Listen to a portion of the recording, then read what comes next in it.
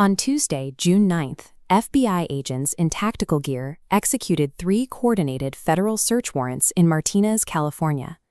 The operation targeted the Contra Costa County Assessor's Office, the home of longtime assessor Gus Kramer, and the home of the man just elected to succeed him, Assistant Assessor Vince Robb. Investigations like this require facts. Shasta Unfiltered provides the honest regional reporting that keeps Northern California informed. Scan the QR code to support our work. When federal authorities move against both the current and future leadership of a county office simultaneously, it indicates an intervention that goes beyond a standard local inquiry. They are looking at the very top of the county's financial hierarchy. The scale of this office's influence is staggering.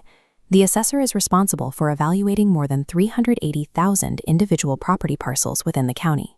Those assessments determine the taxable value of a real estate portfolio worth over $290 billion. The assessor's valuations are the primary variable. If a property valuation changes, the resulting tax bill for the homeowner, business, or renter changes along with it. If those numbers are manipulated to favor specific individuals or to punish others, the missing revenue must be made up elsewhere, shifting the financial burden onto the rest of the community. Gus Kramer has held his position for decades, maintaining power despite a history of documented allegations and public scrutiny. In 2003, he was accused of using a forged deed to save himself $21,000 in personal property taxes. In 2009, Contra Costa County paid nearly $1 million to settle a lawsuit from an employee who accused Kramer of sexual harassment and retaliation. By 2019, a civil grand jury filed a formal accusation of willful or corrupt misconduct, citing a hostile work environment and the use of racial disparagement. However, that 2019 misconduct case ended in a mistrial, allowing Kramer to remain in office and continue his tenure. With local legal challenges failing to result in his removal, the office operated with a sense of invincibility that lasted for years.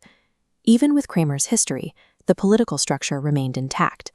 His assistant, Vince Robb, campaigned as a reformer and won the election to take over the office. The June 9th raids suggest that where local oversight stalled, federal investigators found cause to step in. The warrants reportedly center on wire fraud.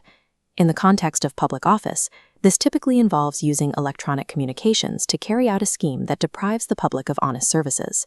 Kramer has dismissed the investigation, calling the FBI's search for documents on large property parcels a fishing expedition. The involvement of the Department of Justice marks a shift from local workplace disputes to a criminal investigation with the potential for federal prison time. This investigation in the Bay Area has implications that reach the halls of power in Sacramento and across the entire state.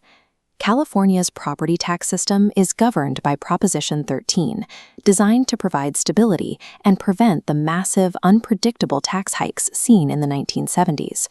Residents already face some of the highest costs in the nation for housing and essential services like wildfire mitigation.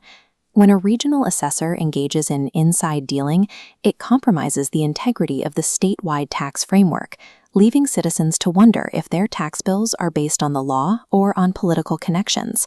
For taxpayers here in Shasta County, this matters because California uses a uniform system for assessments.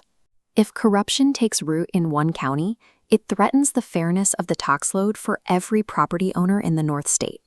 Taxpayers deserve a system where their money is used for public services, not to fund settlements for the misconduct of elected officials.